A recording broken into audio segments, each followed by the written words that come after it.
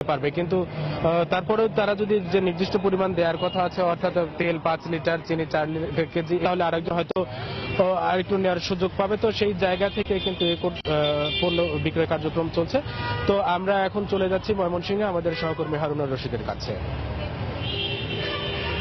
ধন্যবাদ সবুজ। সারা দেশের মতো ময়মনসিংহেও ট্রাকে করে টিসিবির পণ্য বিক্রি হচ্ছে এবং আজ সকাল 10টায় এই ময়মনসিংহের টিসিবির পণ্য বিক্রয় কার্যক্রম শুরু হয় বিভাগীয় কমিশনারের কার্যালয়ের সামনে।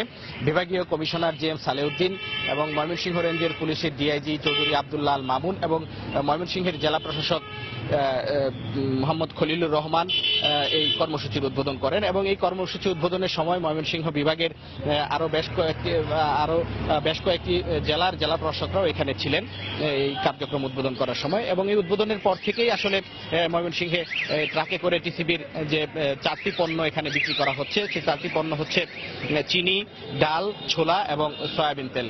এই পণ্যগুলো বিক্রি হচ্ছে। আমরা সকাল থেকেই আছি এই টিসিবির পণ্য বিক্রি কার্যক্রমের সাথে। আমরা দেখতে পাচ্ছি যে মানুষের দীর্ঘ লাইন, সেই প্রতিটি ট্রাকে লাইনে দাঁড়িয়ে সুশৃঙ্খলভাবে তারা টিসিবির পণ্য সামগ্রী সংগ্রহ করছেন।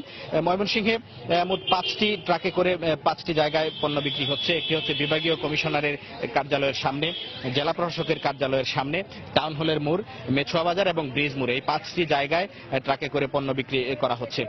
আর এছাড়া আরেকটু বিষয় যদি বলি, এই ময়মনসিংহের মতো ময়মনসিংহ বিভাগের যে অন্যান্য জেলাগুলো আছে সেই জেলা শহরগুলোতেও ট্রাকে করে পণ্য বিক্রি হচ্ছে। যেমন ময়মনসিংহে 5টি ট্রাকে পণ্য বিক্রি করা হচ্ছে, শেরপুরে 2টি ট্রাকে, জামালপুরে 2টি ট্রাকে এবং নেত্রকোনায় 2টি ট্রাকে করে পণ্য বিক্রি হচ্ছে।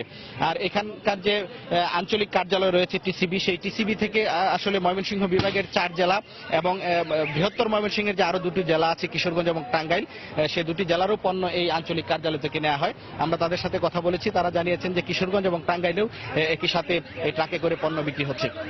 তো এখানে একটি বিষয় বলে রাখা দরকার যে প্রতিটি ট্রাকে যে পরিমাণ পণ্য দেওয়া হচ্ছে, যেমন এখানে প্রতিটি ট্রাকে 300 কেজি চিনি, 300 কেজি ডাল, 400 কেজি ছোলা এবং 300 লিটার সয়াবিন তেল দেওয়া হচ্ছে, যেটা আসলে এখানকার যে চাহিদা সেই চাহিদার তুলনায় অপ্রতুল।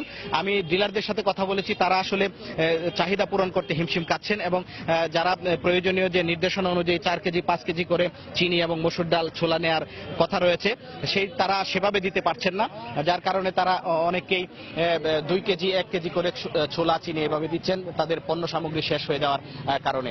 এবং এইটা আসলে 10টা থেকে শুরু হয়ে 6টা পর্যন্ত বিক্রি করার কথা রয়েছে, কিন্তু এখন এই 2টার সময় এসেও এখানে মালের যে অবস্থা, জিনিসপত্রের যে অবস্থা, সেটি আসলে অল্প কিছুক্ষণের মধ্যেই এখানে বিক্রি শেষ হয়ে যাবে। তো ডিলাররা বলছেন যে এখানে যদি আরো পণ্য সামগ্রী বাড়িয়ে দেওয়া হয়, 300 কেজির জায়গায় যদি 500 কেজি করা হয় বা 400 কেজির জায়গায় যদি 600 কেজি করা হয়, তাহলে তারা এখানকার সাধারণ মানুষের যে চাহিদা আছেন সেই চাহিদা তারা পূরণ করতে পারবেন। আর এখানে কম দামে বাজারের চেয়ে কিছু কম দামে পণ্য কিনতে পেরে এখানে যারা ক্রেতা আছেন তারাও ভীষণ খুশি। তারা বলছেন যে এই কার্যক্রম অব্যাহত থাকলে আগামী রমজানে কোনো পণ্যের সমস্যা হবে না এবং বাজার দর স্বাভাবিক থাকবে।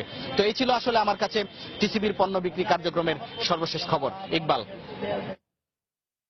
দর্শক, টিসিবির পণ্য বিক্রির খবরাখবর জানাতে রাজধানীর ফার্মগেট এলাকা থেকে আমাদের সঙ্গে যোগ দিয়েছিলেন সহকর্মী কামরুল হাসান সবুজ এবং ময়মনসিংহ থেকে যোগ দিয়েছিলেন হারুনুর রশিদ।